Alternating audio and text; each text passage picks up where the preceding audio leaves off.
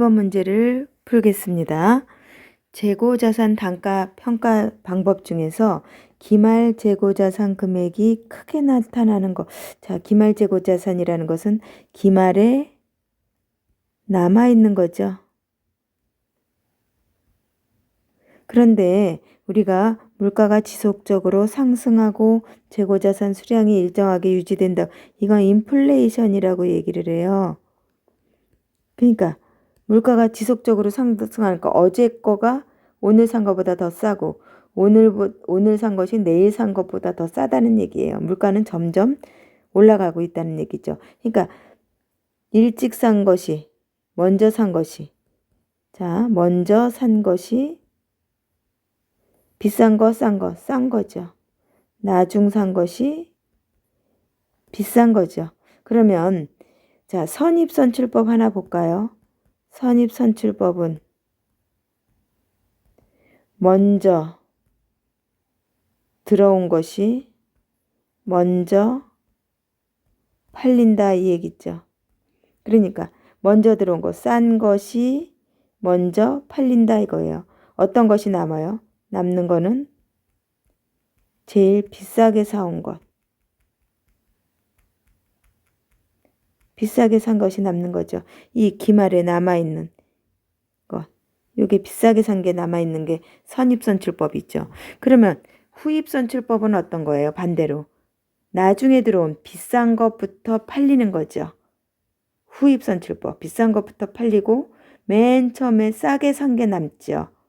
그러니까 기말이 후입선출법은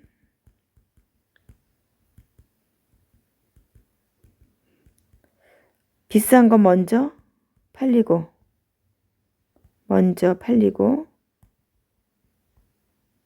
싼 거 남는다.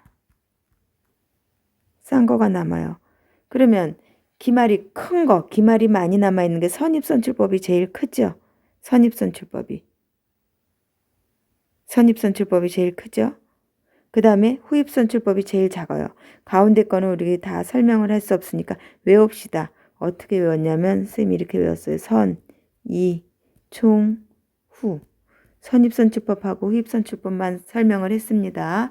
이동평균법, 총평균법은 중간에 껴서 외워주시는 게 여러분들 더 빨리 적응을 할 수 있을 것 같아서 선생님이 무조건 외우는 걸로 했습니다. 선, 이, 총, 후. 답은 2번이 됩니다. 이것도 잘 계산해 주세요. 9번 다음에서 설명하는 회계의 기본 가정은 무엇인가?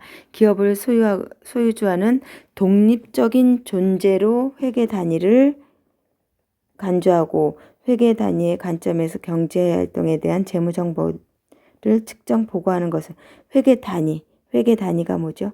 기업 실체를 말하는 거죠. 기업의 독립된 거를 모르는 거예요. 그래서 답은 2번이 됩니다. 10번 다음 자료를 토대로 단기매매증권 취득원가 여러분들과 많이 했죠. 몇 주 샀어요. 지금 단기매매증권 주식을 1000주를 얼마에 샀어요? 12,000원에 샀어요. 그러면 1000주 곱하기 12,000원은 얼마 샀습니까? 1200만 원 샀죠. 이게 매입 금액이죠. 매입가죠. 그런데 두 번째 수수료 있어요. 수수료와 함께 현금으로 지급했대요.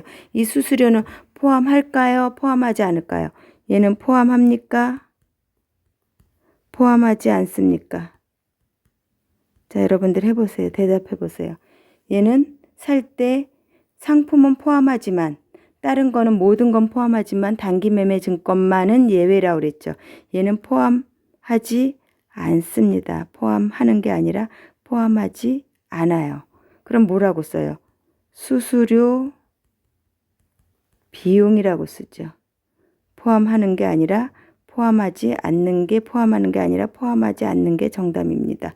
수수료 비용이라고 따로 써줘요. 그래서 답은 1,200만 원이 되는 것입니다. 11번 다음은 개인기업인 항공상사의 회계부서 직원 간의 대화이다. 가에 들어갈 계정 과목으로 옳은 것은 그랬어요. 김 과장이 이대리 회사에서 지급한 사장님 자녀의 사장님 개인이야. 대학 등록금 어떻게 하나요? 그랬더니 사장님 개인 사용 금액이므로 땡땡 계정을 했어요. 무슨 계정? 개인적으로 쓴 거? 인출금이라고 너무 많이 들어봤죠? 인출금입니다. 12번 다음 중 도소매업을 영위하는 항공상사의 손익계산서상 영업이익에 영향을 미치는 것. 자, 우리 맨 처음에 우리 매출총이익부터 외웠었죠. 매출총이익은 순매출액 마이너스 매출 원가고 저번 시간에 다 외웠어요. 그 다음에 영업이익은 매출총이익 마이너스 판매비와 관리비라고 외웠었죠? 저번 시간에 외웠었던 것입니다. 수업 시간에. 그럼 이 영업이익에 영향을 끼치는 거 여기 매출총이익 안 나고 판매비와 관리비 찾아보면 되겠네요. 소모품비 판매비와 관리비죠. 광고선전비도 판매비와 관리비고 경상 연구개발비도 판매비와 관리비예요. 이자 비용은 뭘까요? 상품하고 상관이 있어요? 없어요? 상품에 관련이 없죠? 그럼 뭐야? 영업의 비용이 되는 거죠. 상품하고 관련이 없는 비용은 영업의 비용. 답은 4번입니다. 13번 다음은 항공상사의 보험료와 관련된 내용이다. 2020 결산 후 손익계산서에 표시될 보험료 금액은 얼마인가 그랬어요. 9월 1일 보험료 12개월분을 자 보세요. 9월 1일 분개해 볼게요. 보험료를 현금으로 지급했대요. 2,400만 원을 현금으로 2,400 240이죠. 근데 12월 31일 보험료 미경과분을 월할 계산하래요. 자, 240만 원이 12월 달로 나누면 얼마가 될까요? 20만 원이 되나요? 20만 원이 되겠죠. 20만 한 달에 20만 원씩인데 지금 미경과분이라고 그랬어요. 지금 9월부터 12월까지 낸 거고 언제까지예요? 이게 전체 1년이니까 1년분 12개월은 9월 1일부터 내년 8월 31일까지예요. 9월 12일까지 9월부터 12월까지 낸 거고 1월부터 8월까지가 미경과분 8개월분이죠. 8개월분이죠. 그러면 8, 16, 160만 원의 보험료가 빠져버리죠. 보험료. 그래서 이거는 먼저 낸 거 선급 보험료 160만 원이 되죠. 근데 여기 물음을 잘 봐야지 돼요. 이렇게 하고 틀리는 경우가 종종 있습니다.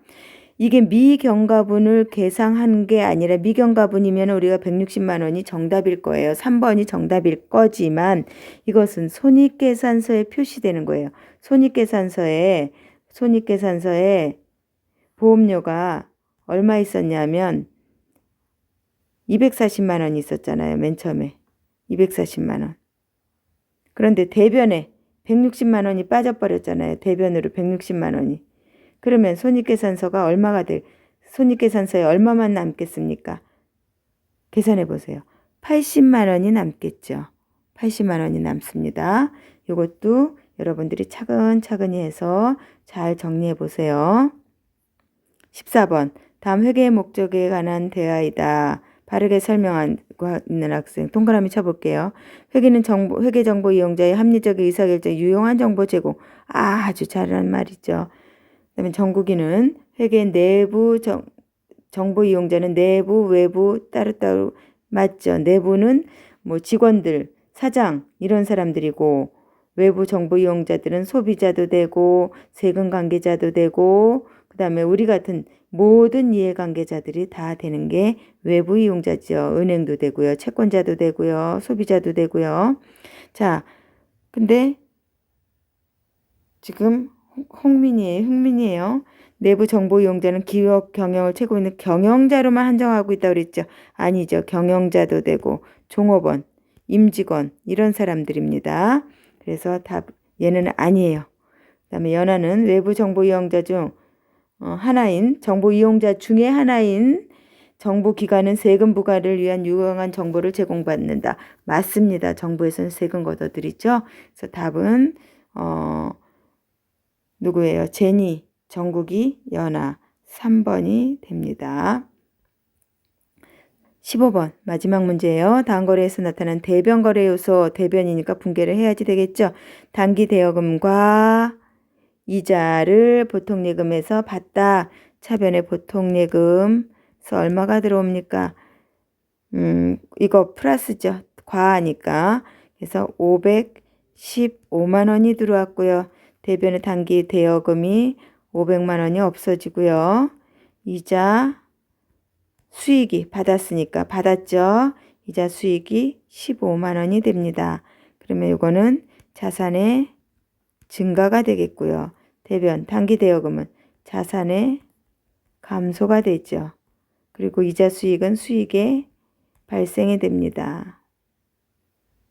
그럼 여기서 대변 거래 요소로서 옳은 거 그랬으니까 자산 감소 수익 발생 찾아볼까요? 자산 감소 수익 발생 답은 3번이 됩니다. 자, 여러분들 완벽한 자기 것으로 만드는 게 바로 여러분들의 공부입니다. 여러분들 것입니다. 수고하셨습니다.